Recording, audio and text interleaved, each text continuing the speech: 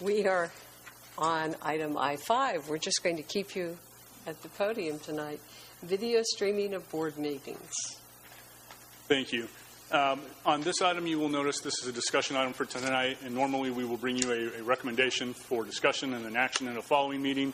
Tonight, you'll see that's not necessarily something we've done with a follow-up action scheduled. We want to bring to you tonight some considerations for your discussion. We have some questions to get your input on and gauge your interest in how far you'd like us to explore this concept and this idea so that we can bring you back a proposal that will meet your needs and your interests. So we're going to explore the topic a little bit. Again, I'll have some questions for you as we go through, and then we'll take direction from the board to the superintendent at the end of the item. Again, I want to highlight this is just a broad overview of kind of some of the concepts, and what we've done is put together a picture of what we think kind of the minimum look at what it would be to do this in a good, holistic way that would provide good level of accessibility for folks and a good level of public interest to be able to actually be able to see materials, see things, and not just have kind of a talking head meeting that's displayed on a screen.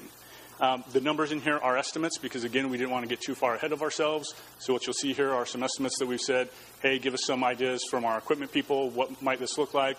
And then we kind of sat down and said, what's it going to look like on the staffing side, and kind of priced out what it might look like on the staffing side as well.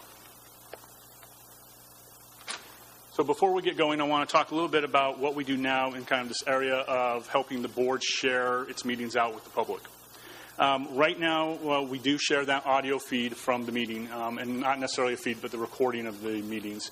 We started doing this, and I do have a correction to make to the cover sheet. We said we started this in January. We actually started this in late September, early October of this year, where we actually took the audio from the meetings, and we now post it to the website, and it's up there for anybody to go, and they can listen to the entire meeting. They can listen to a portion of the meeting, and they're free to do that. This is something we used to do back when I first came to San Juan, 2007-ish. And we did it for probably just shy of a year, and we looked at the stats on it, and nobody was really using it, so we stopped doing it, and we didn't really hear much from anybody, so we didn't go back to doing it. And correct, and that's one of the things I wanted to point out is I did share in the cover sheet that we've so far had, it was 48 as of the time we did the cover sheet. I think we're up to 53 as of today when I checked. The number of folks who have listened to those feeds. And I want to highlight for folks, we don't advertise this. It's up there. It's on the board page. So if you have a real interest in board meetings and you're scouring those board pages on the website, you'll find it. So there's 53 folks, including staff, who are playing those for test purposes that have found that and played that. But we don't put it out there. We haven't advertised it. So we would expect that if we push that out a little more, we would see more growth in that, more use of that. But I want to be transparent that we don't necessarily push that out right now. So we are seeing definitely minimal usage of that feature out there right now. But we do put that out there. We archive those meetings, so the intent would be that those meetings stay up there. You can go back and listen to them all the way back through August, which was the earliest meeting we had the audio for. So we posted all the way back as far as we had. Those are all up there for everybody to hear and to be able to listen to. And that takes us about 5 hours of staff time. And most of that is we just clipping the audio file down to make sure we get rid of the noise up front and at the end, and then getting the transcription made and checking through the transcription to make sure there aren't any obvious errors in the transcription.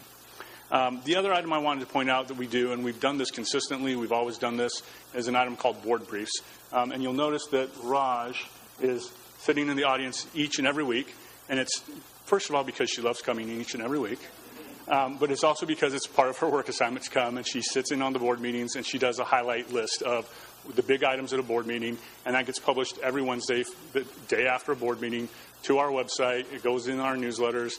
We talked recently about making sure we're making a bigger push with that on social media and some of our other channels as well. So that's something we've done consistently. It does kind of have that filter to it, so it's not necessarily that just direct view of the board's work, but it is a good example of some of those highlights for folks who are really interested in a quick little soundbite, being able to see what's going on at a board meeting. So we've done that consistently over time as well. So one of the questions I would pose to you tonight is this enough for the interest you have in making sure that the public have access to our meetings and to the business that's going on here? Because this is what we're doing right now. If we want to talk about video, there's a couple of items we want to really talk about as far as the quality of service we can deliver in a video feed. One of the first pieces to consider is whether we're talking about a multi-camera setup or a single camera setup. And I will tell you, as your communication consultant, I will not recommend to you a single camera setup. That would be something like a camera in the back of the room that's just shooting the meeting and is broadcasting that stream. So right now, you would be getting a shot of the back of my head and the rest of the back of me. You might be able to see over my head and see Paula. You might not. Right? But most of the time, you'd be able to see the board and the superintendent sitting at the dais, somebody standing at the podium. You would not be able to really make out the screen. That's what you would get. So really, in essence, in a single camera setup, you're talking about providing the audio feed, which is what we already do. So I wouldn't recommend to you a single camera feed. It's really not providing any greater level of access to a meeting. So really, we need to talk about a multi-camera setup. A multi-camera setup, we would do at least a 2-camera feed, which would be probably 1 camera behind the board that would look at the podium, and then 1 camera on this side that would look at the board. That would give us the ability to have a close-up of the speaker.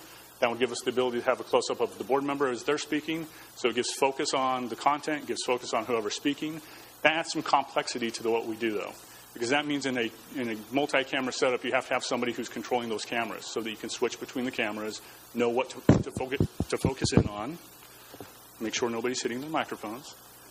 So that adds that complexity, and that adds some staff time and some staff expense to that as well. So in a 2-camera feed, a 2-feed setup, that would just be probably the podium and the board.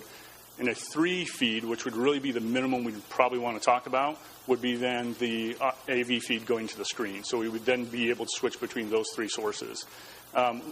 Really even want to go beyond that, too. If you were really doing it right, you would have another feed where you could do a wide shot of the audience.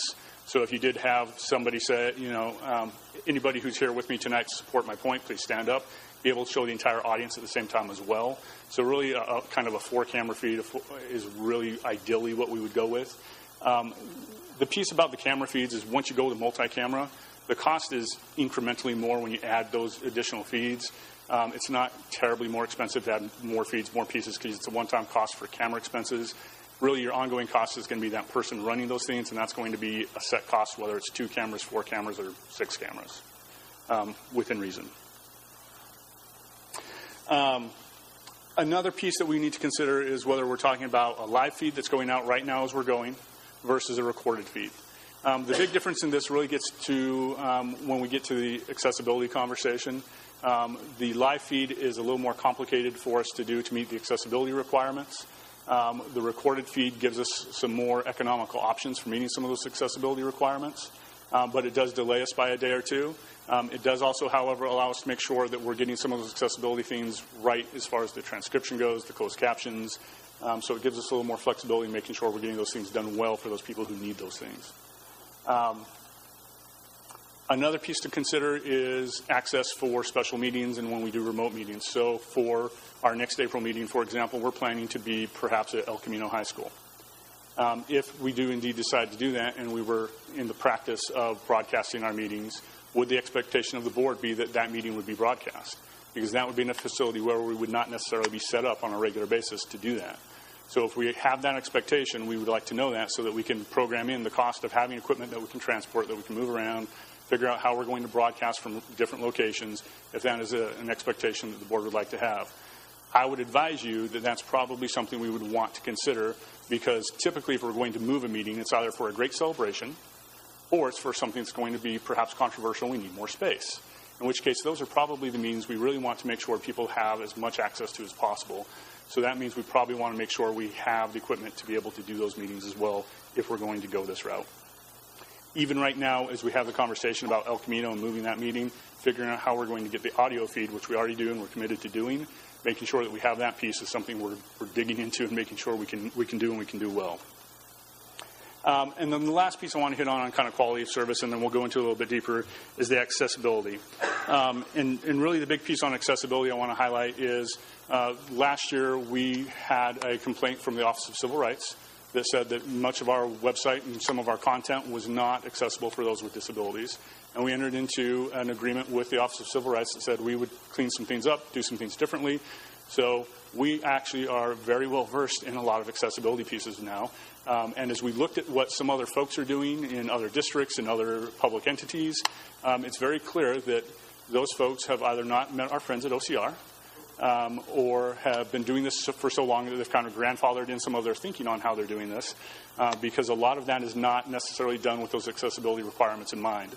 That being said, we want to make sure that if we're going to do this, we can make it accessible to everybody in our community. So we want to make sure we hit all those accessibility pieces.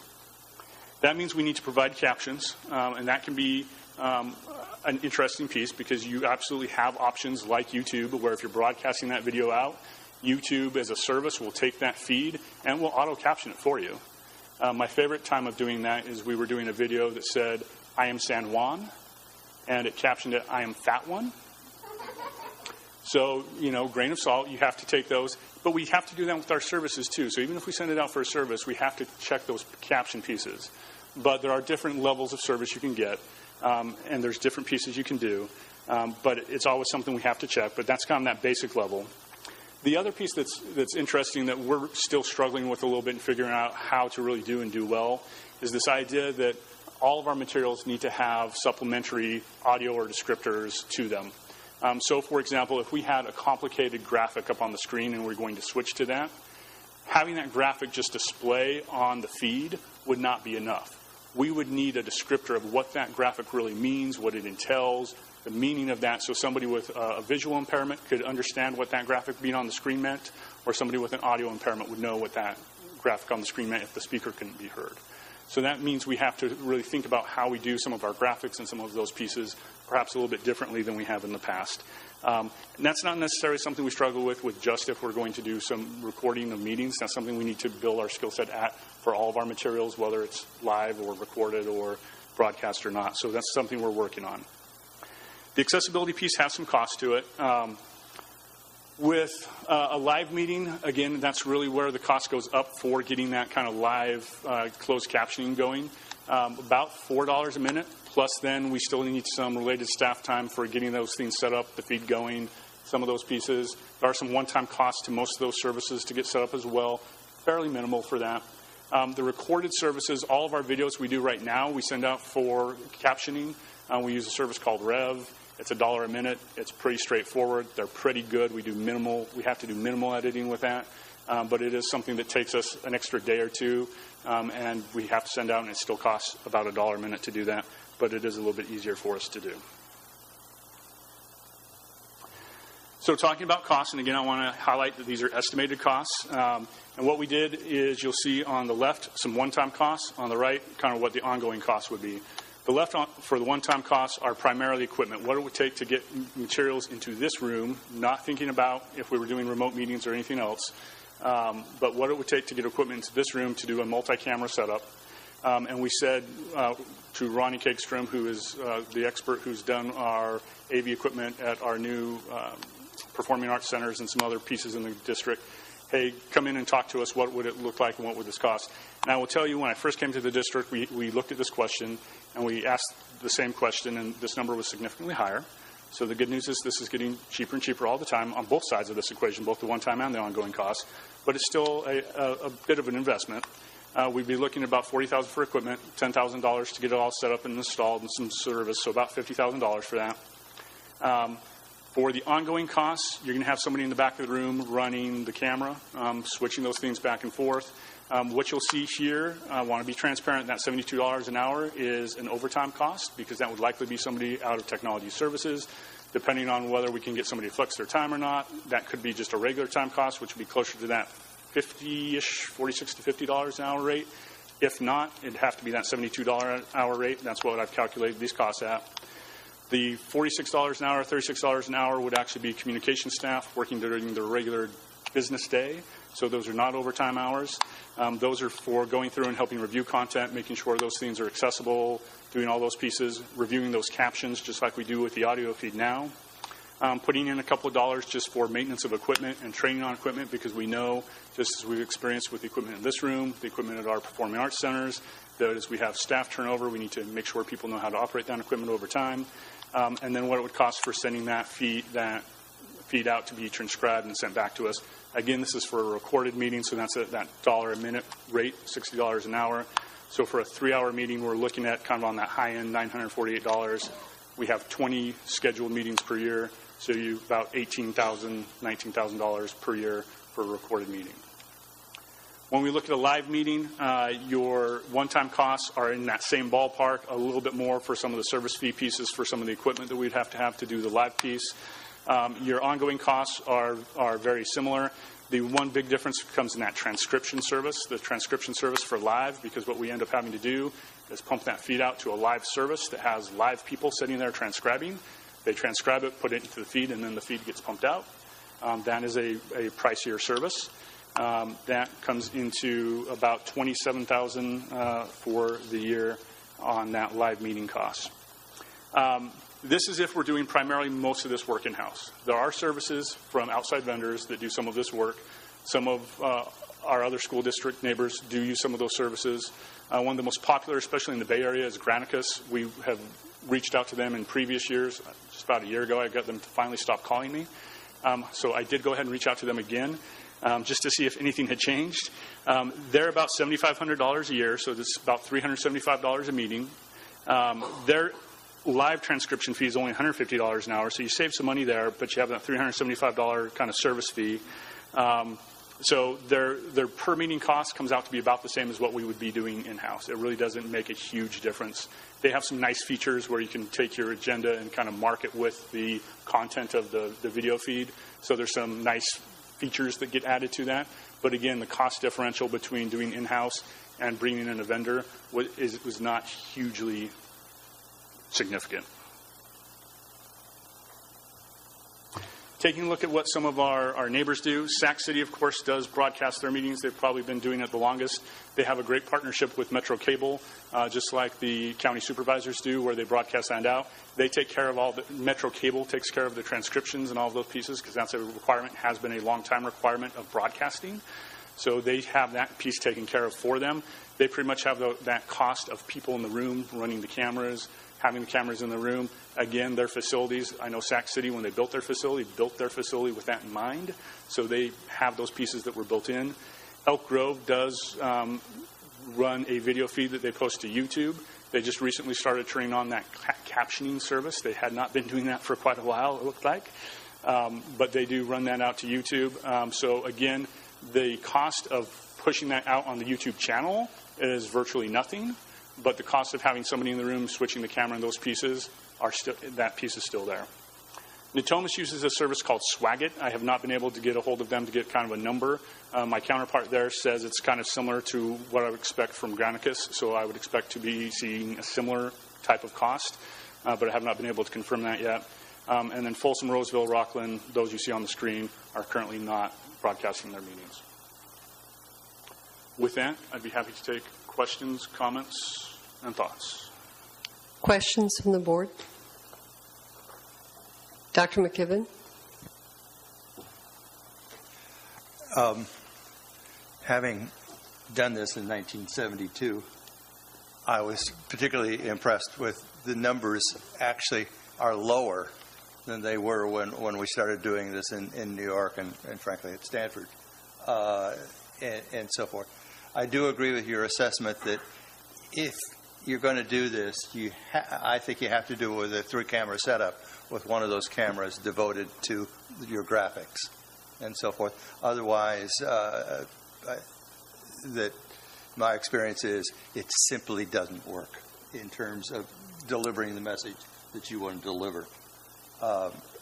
I'm impressed that these numbers are low, because we were talking about $1 a minute in 1970, and now one of the things that is, I think, important in this sort of thing is the person that you have on the switcher has to be pretty good at it and pretty skilled at it, and that sort of thing, because that person, and the other piece is that everybody thinks that this is about video when the fact remains is the audio is still is the toughest piece for you to get when you're doing this, particularly when you're switching among cameras and that sort of thing. And I really I congratulate you on these numbers, but I really believe they're very low. One point I will add about the audio, the numbers we have in here do not make any changes to the audio system in the room. We didn't ask our consultant for changes to the audio in the room. That was just for adding the camera pieces. because I know some people have had a question about that. I do believe, though, Mr. Camarda, you're already working on that, correct?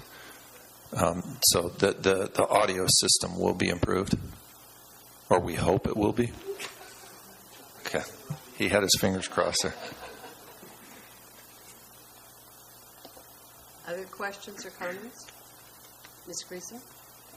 I appreciate the time that it took to do all this research very, very much. A couple of thoughts. To me, it is a big price tag, especially the ongoing cost. In speaking to stakeholders, there's a strong desire to figure out a way to make this work. Many governing boards have this option to increase transparency and engagement. I'm hoping that we can continue this discussion and explore some creative, less costly ways that we could possibly make this work. There's a couple of items that you mentioned you were still waiting on some quotes and information on costs.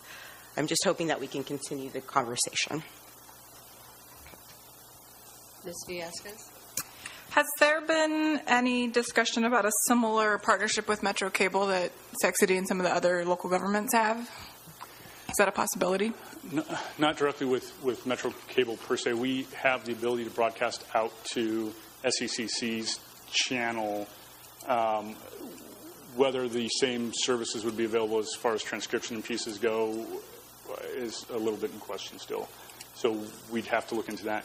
You would still have the cost would be almost identical because you're still going to have to install equipment in this room. You're still going to have somebody running the equipment.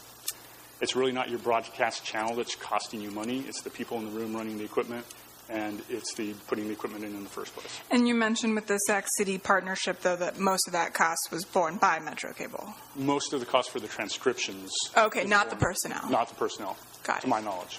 Okay, I'd just be interested in exploring what We can that explore that a might bit look like. But fundamentally, I want to kind of express that I think this is something worth exploring. I think it's an open government issue. I think we are in a fairly modern era, and I think it's, quite frankly, an accessibility issue as well. Even if a handful of parents that can't make it to a board meeting because of the time find some use out of it, then I think that's a success. That being said, the cost is obviously something to take into account. And so in terms of kind of you opened the item wanting to explore where our areas of interest might be, and I think mine would be in probably more of a recorded meeting than a live meeting. I don't feel the need that it be live time at all. And to the extent that there's a possibility to explore some options that might bring that cost down. I certainly understand, and I think your discussion on the multi-camera setup certainly helped me understand why that's important.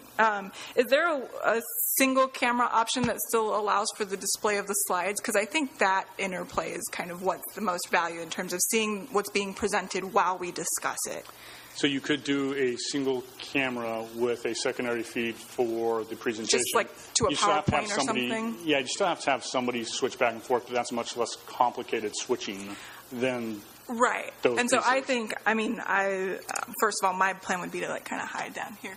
But I think if we were able to get to a cheaper version that involved kind of the single camera with the presentations being displayed simultaneously, I think for a recorded purpose, I think that would be a win, in my opinion. I think, Trent, the challenge would be there. And my thing is, if we're going to do this, I would hope that we would do it so it would benefit people to watch it. And a single camera, you would still have to have somebody switching or doing that. So really now we're talking about a one-time cost. And I don't see that as being a barrier that I would want to not do this. If we go in a direction and we have to have somebody working to support that, then I think the recommendation coming from the district really would be to have multiple cameras. One of the things you said, 3-hour meetings, and maybe it'll encourage us to have shorter meetings. No, I'm kidding. Our meetings, we rarely go 3 hours.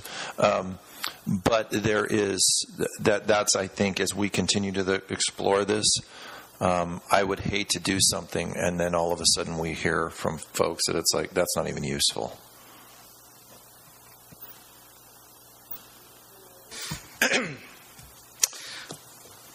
I agree with my colleagues in the sense that we want to be as transparent as possible to our community, our entire community. However, that being said, I don't see the big difference of what we do now, and if a recorded video is the same thing that we're doing now, except that they don't see us, they hear us, right? So the question I think my colleagues need to think about is the value of how many people will probably watch it. Okay, how many people will watch it? And according to what we've done in the past, it wasn't used before. 2/3 of the other districts don't do it now. You said 40 hits was the one or something. That's $1,000 a hit. So I am on a committee that is viewed live monthly on Sac Metro. Okay, and I can tell you, no one watches it. My wife doesn't even watch it. And I call her to remind her that I'm going to be on TV. I'm joking, but I'm serious. So the question is really the value. Are we going to get our value of 40 people, 50 people? Is that worth? Because they get the information quick if they cannot be here. So the question is, do we spend this money? And I really think your numbers are way short, by the way, of what it really is going to cost you is the value. And then I think my colleagues need to think, okay, it's a great idea. We're going to tell everybody else that we're live. What are we going to cut? Where's that $60,000, $70,000 going to come from? Because something's going to give. So that's where I think we are. One of the things I think we should for sure do is to see if indeed there is interest out there, and one of that has to do with advertising, that we have the audio out there, to see if our numbers actually go out. And because if people aren't watching, there may be some more would be, but I agree that I think that this is we need to do some other things, like make sure that there is interest even in the audio portion of it, and advertise that better over a time before we make this kind of leap. So what I can add to the conversation there is I talked with some of my colleagues throughout the region and throughout the state, asking them kind of what their viewership looked like. Those who tracked it saw very minimal viewership most of the time. A lot of folks, unfortunately, were not tracking as well as I would have liked for them to be able to give me some solid numbers. But by and large, across the board, it was most of the time we have very, very minimal viewership. If we have something controversial, it goes up, and people tune in and watch. One of the things we could consider is looking at that audio feed, certainly advertising that more. I think the weakness in the audio feed is it's hard to tie it with some of the materials. And some of the platforms that are out there, like the Granicus piece that allows you to tie the feed with time-stamping materials, if we could tie those two pieces together, that might be a nice intermediary that would allow you to get more out of the feed because you'd be able to see those pieces. So that might be another option to explore and see what kind of interest we do generate, if that would be of interest to the board as well. Just follow up in light of my colleagues' comments. I agree with a lot of that. We don't want to pay for something that no one's going to use. I agree with that 100%. But a couple of thoughts. One, as Mr. Allen stated, that number, we don't promote the audio feed. No one knows about it. We don't even have a system right now. You have to know to go to the website to get the agenda. There's no way to sign up for an email, to get it emailed to you. We just need to do better with engagement, and I think all that as a package deal will increase engagement. And I don't believe everyone's going to watch every board meeting. That's not going to happen, but there's at least one or two items every board meeting that people do care about and that people do want to provide input on, and that's directly from stakeholders of our district that have talked to me about this, that would like that opportunity. So just something to think about. Something that I feel is really missing from this conversation, though, is the stakeholder voice. I'm saying it, but we really need to hear from stakeholders. Are they going to use it? What would be their value to really kind of bring that home of why we should even do this? Regarding audio versus video, video is just more engaging. as you know, you are great at using video. You use video all the time for our social media channels, and people love it. It's more engaging than just putting text up there. We know that. That's a best practice. I think for me, the question becomes, what are we going to cut in order to make this happen? And what are we going to take away from kids in order to make this happen? And I know I look out at the audience, and if this topic were a heavy-hitting topic, I think there would be people in the audience who wanted to speak about it, but we didn't have anybody here to speak about it. That's one piece for me.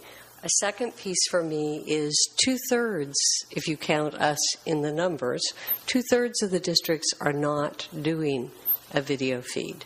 1/3 of the districts are, and I asked you to check with Sac City, and we can't get that information yet.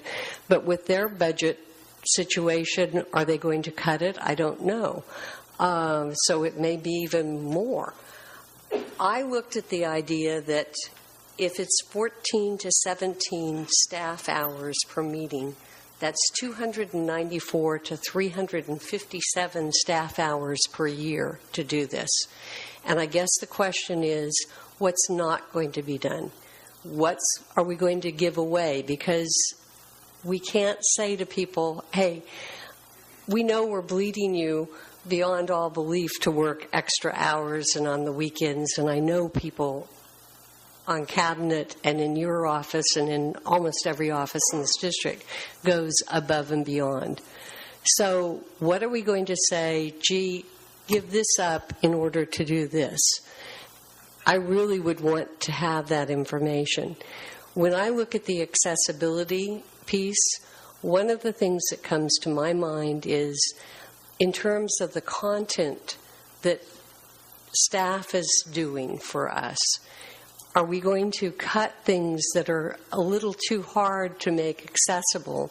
And so we'll send it in a board communique, and the board will have it, but the community won't, because board communiques are limited to the board and cabinet.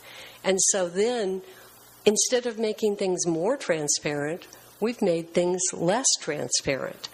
That concerns me a great deal.